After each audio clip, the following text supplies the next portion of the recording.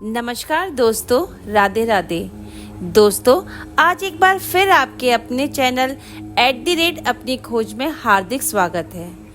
दोस्तों, आज मैं योगी कथामृत से अध्याय 10 आपके सामने प्रस्तुत करने जा रही हूँ, जिसका शीर्षक है अपने गुरु श्री युक्तेश्वर जी से मेरी भेंट। दोस्तों, अब तक इस अध्याय में गुरु परमहंस योगानंद जी अपने पिताजी को दिए वचनानुसार हाई स्कूल की परीक्षा उत्तीर्ण कर आध्यात्मिक शिक्षा ग्रहण करने हेतु स्वामी दयानंद जी के पास बनारस में पहुंचे।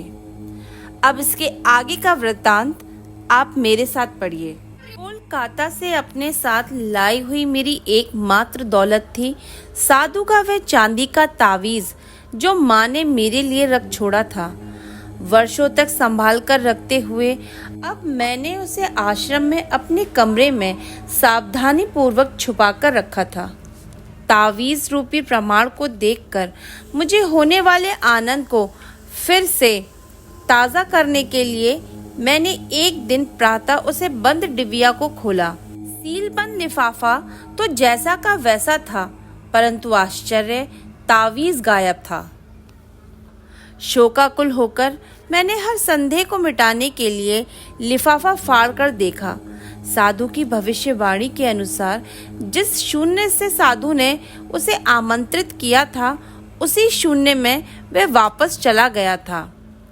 दारुण आत्मिक दुख से व्यथित होकर एक दिन भोर में ही मैंने ये निश्चय करके अटारी में प्रवेश किया कि जब तक उत्तर नहीं मिलेगा तब तक मैं प्रार्थना करता ही जाऊंगा। हे करुणामयी जगन्नाथ माते, या तो तुम स्वयं ही दिव्य दर्शनों के माध्यम से मुझे सिखाओ, या फिर जिसके माध्यम से सिखाओगी उस गुरु को भेज दो। कई घंटे बीत गए, पर सुबक सुबक कर की जा रही मेरी प्रार्थनाओं का कोई उत्तर नहीं आया। अचानक मुझे ऐसा लगा मानो मैं सा शरीर ऊपर उठता हुआ असीम महाशून्य में पहुंच गया हूँ। तुम्हारे गुरु आज आएंगे। महाशून्य में मानो सब तरफ से पर न जाने कहां से एक दिव्य नारी स्वर गूंजा। इतने में असीम जगत के उस दिव्य अनुभव को एक निश्चित स्थान से आई चीख ने छिन्न भिन्न कर दिया। नीचे रसोई घर से हबू नाम का एक युवा पुजारी मुझे पुकार रहा था। मुकुंद, बहुत हो गया ध्यान, यहाँ एक काम पर तुम्हें जाना है। कोई दूसरा दिन होता तो मैंने पलटकर जवाब दे दिया होता, परंतु अब मैंने अपना अश्रुसिक्त रो रो कर सूजा हुआ चेहरा पोंछा और चुपचाप उसके पास चल दिया। हबू और मैं वाराणसी में हमारे आश्रम से दूर स्थित बंगाली टोले के बाजार में जाने के लिए निकले। हम बाजार में सामान खरीद रहे थे। सूर्य तप तो रहा था, पर अभी मध्याह्न नहीं हुआ था, इसलिए उसने अपना उग्र रूप अभी धारण नहीं किया था। हम दोनों गृहिणियों, गाइडों, पंडे, पुरोहितों, सादे वस्त्र धारण कर रखी विधवाओं, सम्माननीय ब्राह्मणों और वाराणसी में सर्वत्र विचरणशील सांडों की रंग बिरंगी भीड़ में से रास्ता निकालते जा रहे थे। हम आगे आगे बढ़ते ही जा रहे थे कि मैंने अपनी गर्दन घुमाकर आसानी से ध्यान में भी न आने वाली संकरी गली की ओर देखा। गली के छोर पर स्वामियों का गेरुआ परिधान धारण किए एक महापुरुष निश्चल खड़े थे। उन पर दृष्टि पड़ते ही मुझे ऐसा लगा मानो युग युगांतर से मैं उन्हें जानता था। एक क्षण के लिए मेरी प्यासी आंखों ने उनका लोलुपता से पान किया, परंतु फिर मन में संशय जाग उठा। मेरा मन कहने लगा, इस परिव्राजक सन्यासी का चेहरा तुम्हारे लिए किसी परिचय से शायद मिलता जुलता है। स्वप्नदर्शी, चलते चलो। 10 मिनट पश्चात मेरे पाँव सुन्न हो गए। ऐसा लगा जैसे दोनों पाँव पत्थर बन गए हों और अब मेरा भार आगे के ढोने में असमर्थ हो गए हों। बड़े परिश्रम से मैं पीछे की ओर मुड़ा। तुरंत दोनों पाँव स्वाभाविक अवस्था में आ गए। फिर पीछे मुड़ने पर पुनः वही विचित्र भारीपन लौट आया। वह महापुरुष मुझे चुंबकीय ढंग से अपनी ओर खींच रहे हैं। इस विचार के मन में आते ही मैंने अपने थैले हबू के हाथ में थमा दिए। वह आश्चर्य से मेरे पाँव का नाच देख रहा था। अब वह खिलखिलाकर हंस पड़ा। तुम्हें क्या तकलीफ है? पागल तो नहीं हो गए हो? मेरे मन में तुमुल मचा रही भावना के कारण मैंने कोई उत्तर नहीं दिया। चुपचाप तेजी से चल दिया। मैं ऐसे वापस चला जैसे मुझे पंख लग गए हों और शीघ्र ही उस गली में जा पहुंचा। उस ओर दृष्टि उठाते ही मैंने देखा कि वह शांत मूर्ति स्थिर दृष्टि से मेरी ही दिशा में देख रही थी। कुछ ही उत्कंठापूर्ण कदम मैंने उठाए तो सीधे उनके चरणों में पहुंच गया। गुरुदेव! वे दिव्य चेहरा वही था जिसे मैंने 1000 बार दिव्य दर्शनों में देखा था। नुकीली दाढ़ी और लहराते केशों से सज्जित सिंह समान मस्तक में स्थित उन शांत तेजस्वी नेत्रों ने प्रायः मेरे रात्रिकालीन विशृंखल ध्यान के धुंधलेपन से ऐसे झांक कर देखा था जैसे उनमें कोई आश्वासन झलक रहा हो जिसे मैं पूरी तरह समझ नहीं पाता था। ओ मेरे प्रिय, तुम मेरे पास आ गए। आनंद कंपित स्वर में मेरे गुरु बंगाली भाषा में बार बार ये कह रहे थे। कितने वर्षों से मैं तुम्हारी प्रतीक्षा कर रहा था। निशब्दता की एकता में हम दोनों एक हो गए। शब्दों का प्रयोजन निकृष्टतम प्रतीत होने लगा। कायल करने वाला संवाद गुरु के हृदय से शब्द रहित सांत्वना बनकर शिष्य के हृदय में समाता चला गया। अपने अंतर्मन में मैं निर्विवाद रूप से जान गया कि मेरे गुरु ईश्वर को जानते हैं और मुझे ईश्वर तक पहुंचा सकते हैं। इस जीवन का अंधकार पूर्व जीवन की स्मृतियों के मधुर अरुणोदय में अदृश्य हो गया। रोमांचक समय भूत, वर्तमान और भविष्य काल चक्र पर चक्राकार घूमते दृश्य हैं। सूर्य इन पवित्र चरणों में मुझे पहली बार नहीं देख रहा था। मेरा हाथ पकड़कर मेरे गुरु मुझे काशी के राणा महल क्षेत्र में स्थित अपने डेरे पर ले गए। उनका बलवान शरीर दृढ़ कदमों से आगे बढ़ता था।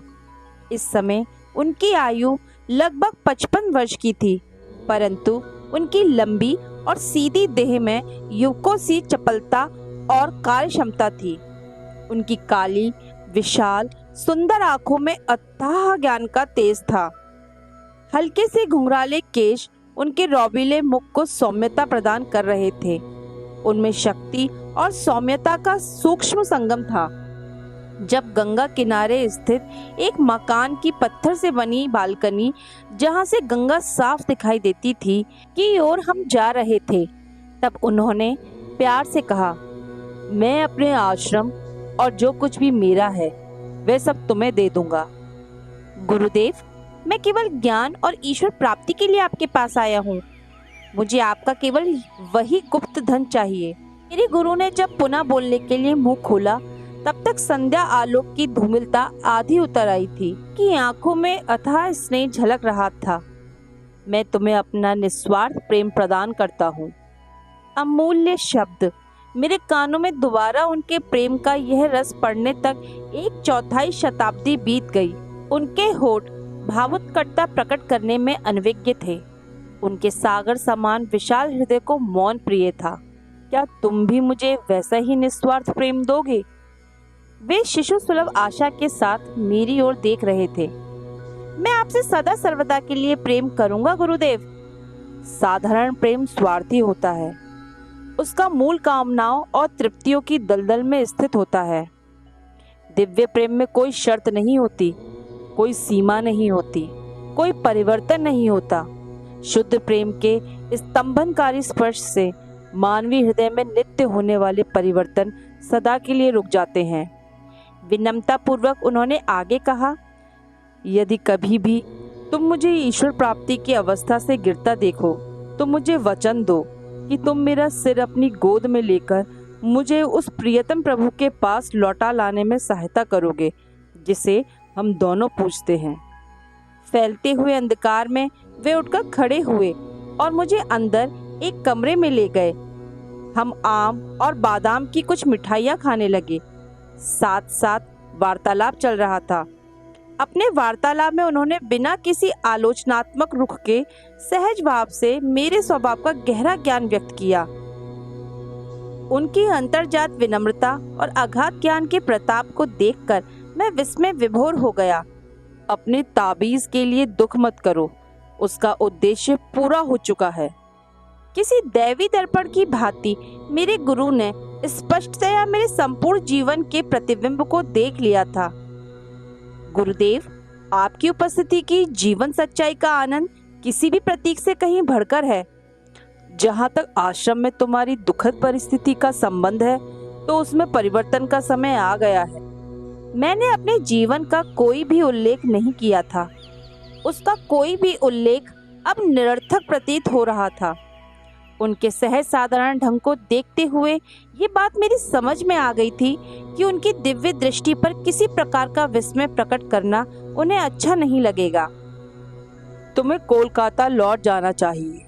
मानव जाति के प्रति अपने प्रेम से अपने रिश्तेदारों को ही क्यों वंचित करो। उनके इस सुझाव से मैं निराश हो गया। मेरे परिवार के घर लौट आने का अनुरोध करने वाले अनेक पत्रों की मैं उपेक्षा करता रहा था। तब भी परिजन मेरे लौटने की भविष्यवाणी कर ही रहे थे। अनंत ने तो कहा था, इस पक्षी शावक को आध्यात्मिक आकाश में उड़ लेने दो। वहां के भारी वातावरण में इसके पंख थक जाएंगे। तब हम इसे घर की ओर नीचे झपट्टा मारते और अपने पंख समेटकर चुपचाप अपने पारिवारिक घोंसले में आराम करते देखेंगे। उत्साह भंग करने वाली ये तुलना मेरे मन में अभी ताजी थी और मैं कोलकाता की दिशा में कोई झपट्टा ना मारने के लिए कृत संकल्प था। गुरुदेव, मैं लौटकर घर नहीं जाऊंगा, परंतु मैं आपके साथ कहीं भी आने के लिए तैयार हूँ। कृपा करके मुझे अपना नाम और पता बता दीजिए। स्वामी श्री युक्तेश्वर गिरी। मेरा मुख्य आश्रम श्री रामपुर में राय घाट लेन में है। यहाँ मैं केवल थोड़े दिनों के लिए अपनी माँ से मिलने आया हूँ। भगवान की अपने भक्तों के साथ गूढ़ लीला देखकर मैं हैरान था। श्री रामपुर कोलकाता से केवल 12 मील दूर है, फिर भी इस इलाके में कहीं मुझे अपने गुरु की झलक नहीं मिली। एक दूसरे से मिलने के लिए हमें यात्रा करके लाहिड़ी महाशय की स्मृतियों से पुनीत प्राचीन नगरी काशी आना पड़ा। इस नगरी की धरती को बुद्ध, शंकराचार्य और अनेकानेक योगियों अवतारों की चरण रज ने भी पवित्र किया है।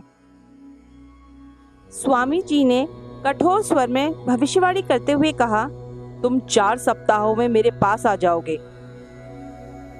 श्री युक्तेश्वर जी के स्वर में पहली बार कठोरता आ गई थी। अब जबकि मैंने तुम्हें अपने चिरंतन प्रेम के बारे में बता दिया है और तुम्हें पाने पर अपना हर्ष प्रकट कर दिया है, तो तुम मेरे अनुरोध की अवहेलना करने पर तुले हुए हो। अगली बार जब हम मिलेंगे तब तुम्हें अपने में मेरी रुचि को पुनः जागृत करना पड़ेगा। मैं आसानी से तुम्हें शिष्य रूप में स्वीकार नहीं करूंगा। मेरी कठोर शिक्षा के आज्ञा पालन द्वारा संपूर्ण समर्पण तुम्हें करना होगा। मैं दुराग्रह पूर्वक चुप रहा। मेरे गुरु ने शीघ्र ही मेरी समस्या को पहचान लिया। तुम समझते हो कि तुम्हारे रिश्तेदार तुम पर हंसेंगे? मैं लौटकर नहीं जाऊंगा। तुम 30 दिन में लौट जाओगे। कदापि नहीं। इस वाद विवाद से उत्पन्न तनाव में कोई कमी नहीं आई। मैंने उनके चरणों में आदर पूर्वक प्रणाम किया और वहां से चल दिया। अर्धरात्रि के अंधकार में आश्रम की ओर चलता हुआ मैं सोचता जा रहा था कि हमारी इस अद्भुत भेंट का अंत इतना बेसुरा क्यों हुआ। माया का तराजू प्रत्येक आनंद के साथ समतुल्य दुख भी तोल देता है। मेरा किशोर हृदय अभी मेरे गुरु की रूपांतरकारी उंगलियों के लिए पर्याप्त मुलायम नहीं बना था। दूसरे दिन सुबह मैंने देखा कि आश्रम वासियों का मेरे प्रति द्वेष भाव और भी बढ़ गया है। वे नित्य अशिष्टताओं से मुझे दिन भर सताने लगे। 3 सप्ताह इस प्रकार बीत गए। फिर दयानंद जी एक सम्मेलन में भाग लेने के लिए मुंबई चले गए। मुझ अभागे के सिर पर जैसे पहाड़ टूट पड़ा। मुकुंद परजीवी है। आश्रम की सुविधाओं का तो लाभ उठा रहा है, पर बदले में आश्रम के लिए कुछ नहीं करता। एक दिन मुझ पर चल रही ये टिक्का टिप्पणी मेरे कानों में पड़ी तो पहली बार मुझे खेद हुआ कि मैंने सारा पैसा पिताजी को वापस भेज देने के आदेश को मान लिया था। भारी हृदय से मैं अपने एकमात्र मित्र जितेंद्र के पास जा पहुंचा। मैं आश्रम छोड़कर जा रहा हूँ। जब दयानंद जी लौट आए तो उनके चरणों में मेरा प्रणाम कहकर मेरी ओर से क्षमा मांग लेना। मैं भी ये आश्रम छोड़कर जा रहा हूँ। यह मेरे ध्यान करने के प्रयासों पर प्रतिक्रिया का हाल भी तुम्हारे जैसा ही है, जितेंद्र निश्चय पूर्वक बोल रहा था। मैं एक ईश्वर प्राप्त संत से मिला हूँ, चलो हम उनके पास श्री रामपुर चलते हैं। और इस प्रकार पक्षी कोलकाता के संकटजनक रूप से निकट नीचे झपटने की तैयारी कर रहा था। दोस्तों, यहाँ पर अध्याय 10 अपने गुरु श्री युक्तेश्वर जी से मेरी भेंट समाप्त होता है। दोस्तों, आज मैं आपसे इस अध्याय से संबंधित एक प्रश्न पूछना चाहती हूँ। स्वामी जी को ये कैसे ज्ञात हुआ कि मुकुंदलाल घोष, जिन्हें हम वर्तमान में श्री परमहंस योगानंद जी के नाम से जानते हैं, कि वे 4 सप्ताहों में स्वामी जी के पास पहुंच जाएंगे? तो दोस्तों, अगर आपको मेरा ये प्रसंग पसंद आया हो तो प्लीज़ मेरे चैनल को लाइक कीजिए, शेयर कीजिए और सब्सक्राइब कीजिए। जय गुरु।